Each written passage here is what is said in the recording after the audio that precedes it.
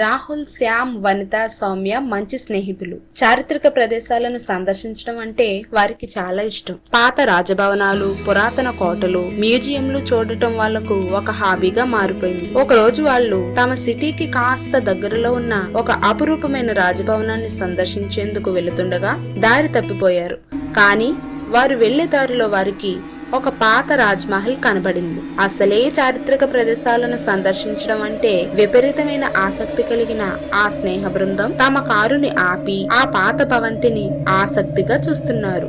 అది 100 ఏళ్ల నాటి ఒక పెద్ద భవంతి. దుమ్ము పట్టి నల్లగా మారిపోయిన గోడలు, చుట్టూ కొమ్మలు అల్లుకొని కాస్త భయపెట్టే విధంగానే ఉంది. ఆ చుట్టుపక్కల జనసంచారం కూడా లేదు.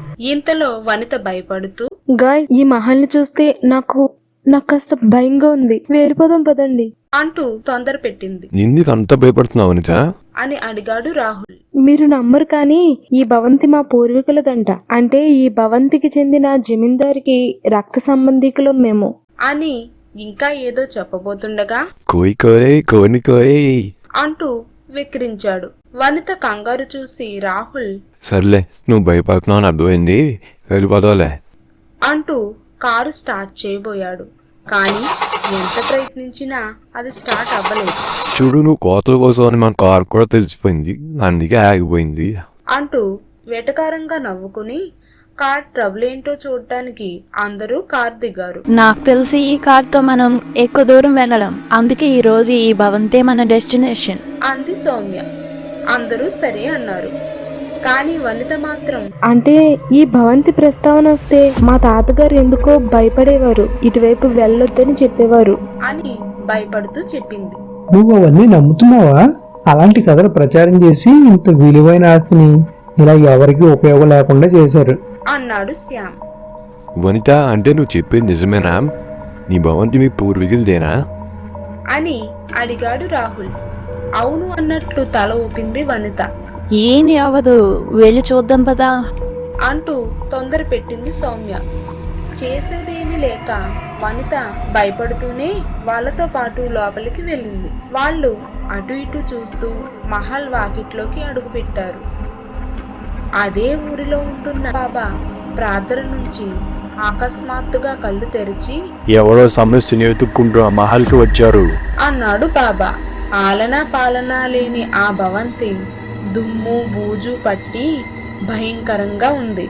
లోపల పెద్ద హాల్ అంతా చిందరవందరగా ఉంది.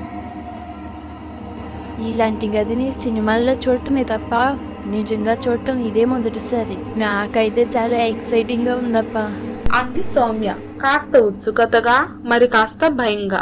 ఇంతలో కార్ రిపేర్ పూర్తి చేసి రాహుల్ కూడా లోపలికి వచ్చాడు. నలుగురు ఆ భవంతిని చూస్తూ అనుకోకుండానే ఒక్కొక్కరు ఒక్కోవైపు వెళ్ళిపోయారు.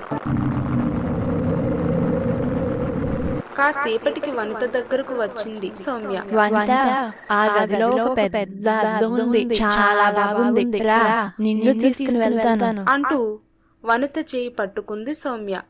సౌమ్య చేయి చాలా చల్లగా ఉంది. ఇదేంటి సౌమ్య, నీ చెయ్యి ఇంత చల్లగా ఉంది అని అడిగింది వనిత. ఏమీ సమాధానం చెప్పకుండా వనితని ఒక గదిలోకి తీసుకువెళ్లి ఒక అద్దం ముందు నిలబెట్టింది సౌమ్య. ఈ అద్దం మామూలుగానే ఉందిగా, ఇందులో పెద్దగా అని పక్కకు తిరిగి చూసింది వనిత. అక్కడ సౌమ్య లేదు. వెంటనే అద్దంలో ఒక వికృత రూపం ప్రత్యక్షమైంది. సరిగ్గా చూడు వనిత, ఇప్పుడు అద్దంలో ఏముందో అని గట్టిగా అరిచింది ఆ రూపం.